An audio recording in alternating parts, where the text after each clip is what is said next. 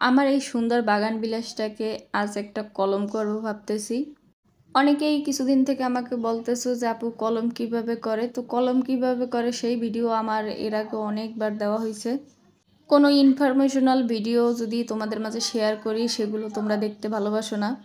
যদি কোনো একটা ভুল করছি তাইলে সেই ভুলটা তোমাকে ভাল লাগে, হেনে যাই অনেক বেশি বেশি জ্ঞান দিতে ভাল লাগে, কিন্তু জ্ঞানের কোনো ভিডিও তোমরা দেখবে না। ফ্রিতে জ্ঞান দিলে এমনিতেই মানুষ একটু কম আগ্রহ দেয়, তোমাকে অবস্থাও হইয়া আবল তাবল আগের ঠ্যাং বগের ঠ্যাং ভিডিও যদি ছাড়ি তখন সেইটা হয়তো ভাইরাল হয়ে যায়। আর এই যে যেগুলো ইনফরমেশন দিয়ে ছাড়ি সেইগুলো তোমাকে ভাল লাগে না। একজন কন্টেন্ট ক্রিয়েটর যে খুব ভালো ভালো ভিডিও করবে তোমাকে মাঝে শেয়ার করবে, হ্যাঁ তো তোমাকে ভাল লাগে না। ফেসবুকে ঢুকলে আবল তাবল ভিডিওতে ভরা, টিকটকে ঢুকলে যেসব ভিডিওর কোনো মানে নেই ওই সব ভিডিওই দেখবা। আর ইউটিউবের কথা কি বলবো, আমি তো বুঝতেই পারতেছি না যে ইউটিউবের সার্চ ইঞ্জিন কিভাবে কাজ করতে আছে। একটা ভিডিওর 100% অডিয়েন্স রিটেনশন হইলেও সেটা ভাইরাল হয় না। একজন কন্টেন্ট ক্রিয়েটারের যে কতটা কষ্ট তা তোমরা বুঝবা না। তোমাকে লাগে পেশাল পড়তে পড়তে দেখো কলমের প্রায় হয়ে গেছে। আমি বাগান বিলাসের শলা কলম করতে পারি না, আমার ডাল ভেঙে যায়। তো আমি এইভাবেই সবসময় কলম করি, মাশাল্লাহ অনেক সুন্দর শিকড় আসে। আমি সবসময় সব কাজ সহজভাবে করতে চেষ্টা করি। এই টাইপের কলমগুলোতে হয়তো একটু সময় বেশি লাগে, তাতে আমার কোনো সমস্যা নেই, আমার কাছে প্রচুর সময় আছে। এখন এই যে খুব সুন্দর মতো বাইন্ধে দিতে হইবে। এইভাবে কলম করলে 1 থেকে 1.5 মাসের ভিতর শিকড় এসে একদম কলমটা ভরে যায়।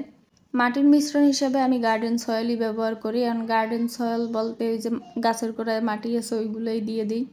হাতের কাছে যখন যা পাই তেমনভাবেই করিয়ে দিই।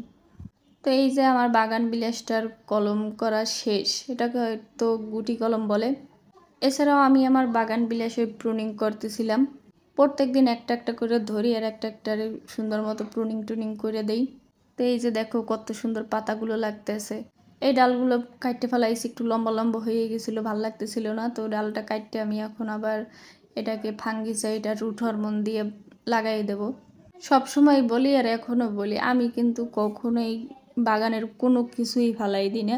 যে কোনোভাবে যেমন তেমনভাবে আমি একটা না একটা কাজে লাগাই দিই। এই যে পাতাগুলো কাটছি এগুলোও কিন্তু ফালাই দেবো না, এগুলো গাছের গোড়ায় দিয়ে দেবো।